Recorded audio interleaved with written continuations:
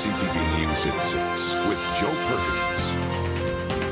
Good evening. Thank you for being here tonight. Canada has found gold in London. Toronto's Rosie McLennan bounced and twisted her way to the top of the podium in what was arguably Canada's most successful day at London 2012 for the country and for Vancouver Island. It started this morning on the trampoline before the baton was handed off to a pair of Olympians from Victoria, Jillian Carlton and Ryan Cochrane, two athletes that have made an entire country and a city proud.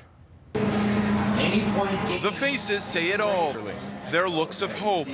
Faces that know today could be Victoria's Day.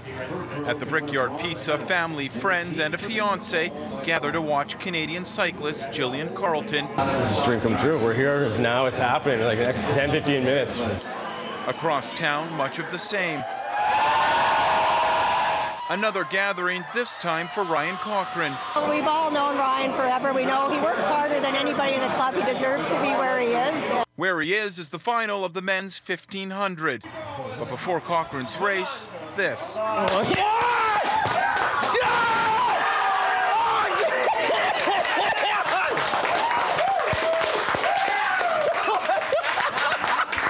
A bronze for Canada in the women's team pursuit. For Victoria's Jillian Carlton, an Olympic medal after a long road that began with an unexpected challenge. We got hit by a truck in the early part of the summer. Decided to start doing some alley cat racing to rehab and get back on the bike, and then killed it at the track one day. So I said, heck, let's get out and start racing. Roughly a year later, she's an Olympic medalist. Back at Romeo's, another defining moment for a Victoria athlete as Ryan Cochrane moves into second place. A swimmer determined to better his bronze in Beijing, and a crowd pumped to watch.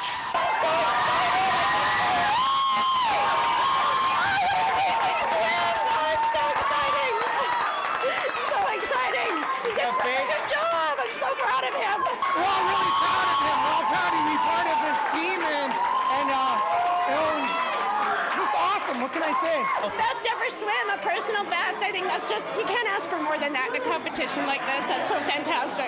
Yeah. Yay, good job, Ryan. Just over 14 minutes later, Cochrane has his medal, a silver behind Sun Yang of China, a win for the city, an inspiration for the next generation. And for those kids to see him work day in, day out all the time at the pool, and then to come here, yeah, he's an awesome role model. An awesome guy who adds to an awesome day, a day of tension, of cheers, Yes, come on!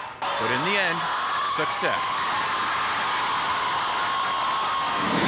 If you're in Canada, the day belongs to Toronto's Rosanna McLennan, who won Canada's first gold medal at the 2012 Summer Games. McLennan finished first in the women's trampoline with a score of 57.305. That was good enough to beat the other 8 finalists. The reigning Olympic and world champion, He Wen of China, was first after her qualifier, but the gold medal favorite stumbled at the end of her routine, finishing in 3rd place, giving McLennan Canada's first gold of the Summer Game. Now to some other news. The investigation into the discovery of a woman's body in Esquimalt continued today.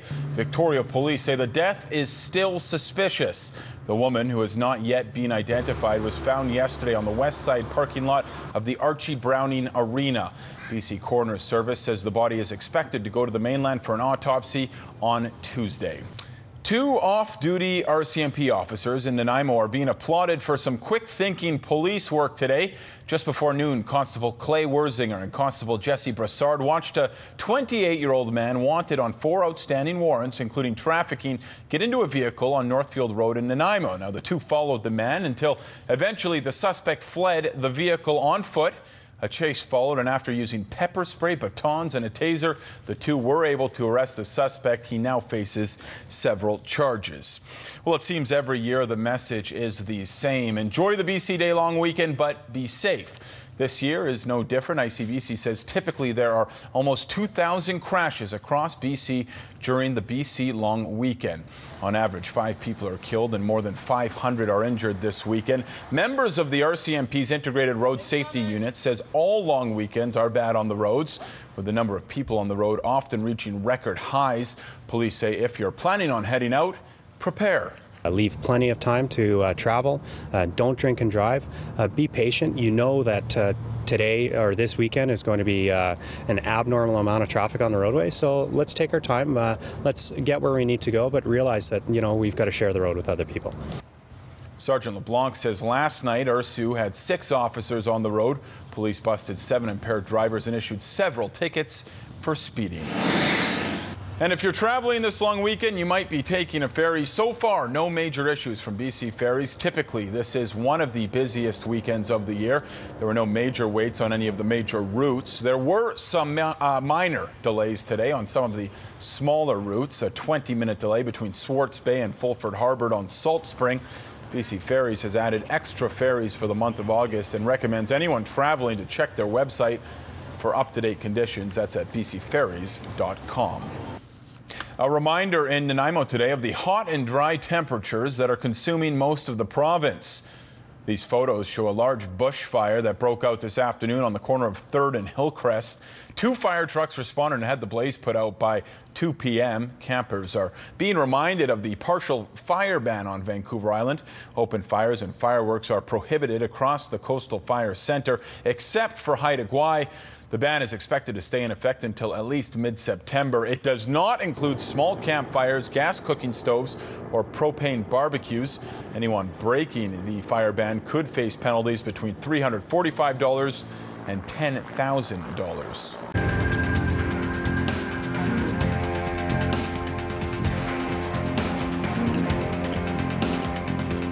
Nice day for some cricket at Beacon Hill Park, a park that's in the midst of some changes. The City of Victoria has launched a pilot project that will see significant road changes at the Beacon Hill Park in the hopes of reducing traffic and making the park more user-friendly.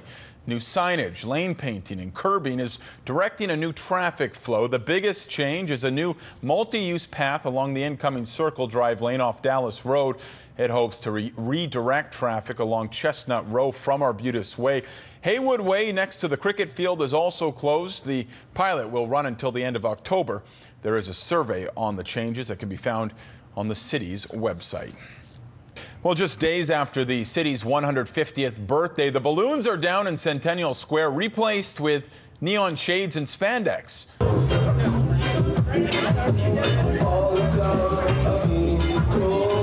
The city's 9th annual Electronic Music Festival took over the square this afternoon. DJs from across Canada and the United States are in town to show off their electronic skills. Organizers say the electronic genre, which uses electronical instruments to produce sounds, is growing. In the last few years, it's seen an explosion. It's just gotten huge, and I think it's because of, pretty much all the music now is, well, most of it is electronic music. The production, even the top 40, the pop stuff. But people are just really into the dance music, and they're just right into it. Fans say it's the beat they like so much, although the crowds were bigger last year. The dancers didn't seem to mind, saying the extra space gives more room to dance.